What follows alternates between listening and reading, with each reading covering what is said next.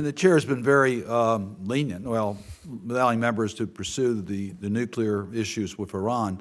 I just would like to point out, we do have a nominee for the Office of Sanctions Coordinator.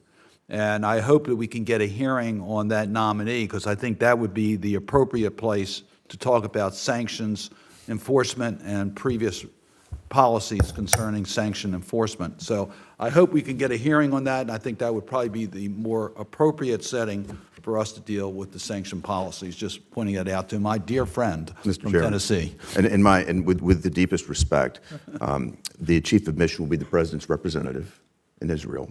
Oh, I understand. And I think the policies are absolutely critical, because Israel is in mortal danger, as are Americans.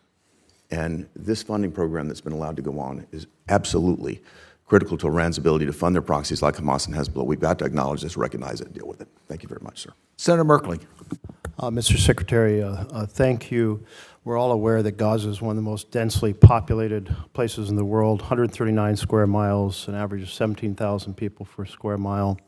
If you are confirmed, will you work with Israel, with the government of Israel, to minimize the harm to civilians?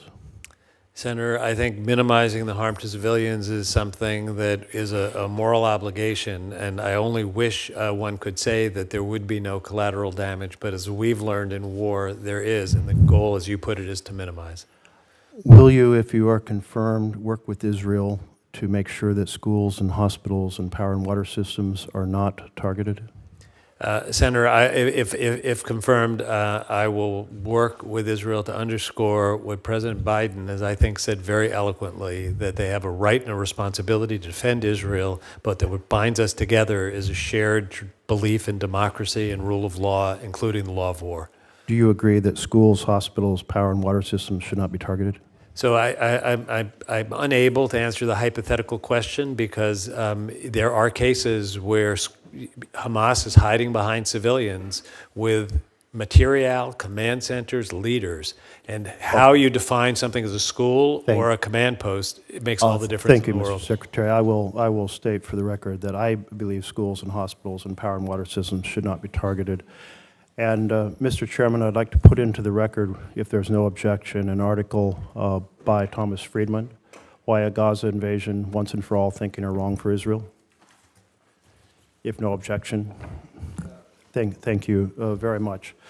Mr. Friedman points out that Iran's #1 strategic objective with Israel has been to ensure that Israel remains enmeshed in the West Bank, and Iran's most fevered dreams reoccupies Gaza. Do you agree with Mr. Friedman's analysis? I think Hamas's goal is the elimination of Israel, and they will pursue any strategy that they think advances that goal. So I know you're not specifically responding to Mr. Friedman's quote, but could you? I would rather read it, the whole thing in context. Tom is a friend of mine, but before I agree or disagree with something, I really would need to read it. Okay. Well, I think it's pretty accurate. He notes that Iran's goal to keep Israel enmeshed in the West Bank and most fevered dream in Gaza does reflect a lot of intelligence and experience, information over time. He then lays out that if there is a ground offensive into Israel, it could have numerous impacts, including blowing up the Abraham Accords, destabilizing Egypt and Jordan as key allies, making normalization of relations between Israel and Saudi Arabia impossible, and notes that these would be huge strategic setbacks both for the United States and for Israel. Do you agree with him? You know, Senator, I think that the task of any nation to defend its people forces leaders to make very hard decisions. I can't sit here today and say I know with precision what it is that will defend the state of Israel and the people of Israel. I believe that the government of Israel will try to make those decisions in a way that will be successful, but not lead to the kind of long-term entanglement that I believe that comment is referred to. At the moment, I'm not going to sit here and prejudge exactly where that line is. But the point Mr. Friedman's making is that these are key strategic objectives of the United States, that we have stakes in the region, and that there are huge risks of the entanglement that comes with the ground offensive. And quite frankly, I think he's pretty accurately described those risks. He concludes by noting it will play into Iran's strategy of sucking Israel into an overstretched situation and weaken the Jewish democracy from within. I just want to make the point that we also have important strategies and goals as a nation that our diplomat, our ambassador, will bring into the conversations, and that we need to have an ambassador who's willing and able to bring that discussion to bear. And you do have the experience to bring insights on the potential impacts that affect both Israeli interests and American interests. And I assume you're going to do that as ambassador. Senator, I hope I've demonstrated over my career that I'm not shy about sharing what I believe to be the right policy. I've never been shy to defend the interests of the United States.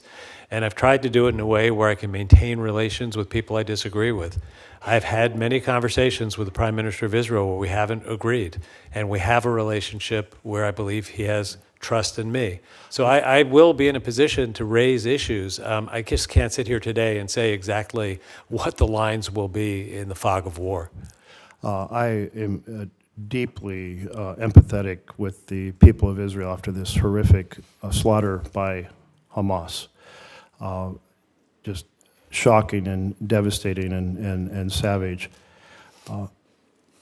I also believe that we have a responsibility to do everything we can to work with Israel to defend innocent Palestinians who are as much victims of Hamas as many others, and that needs to be part of the effort that we carry forward. Absolutely. And as I said earlier, even while we've been sitting here, agreement was reached on humanitarian corridors.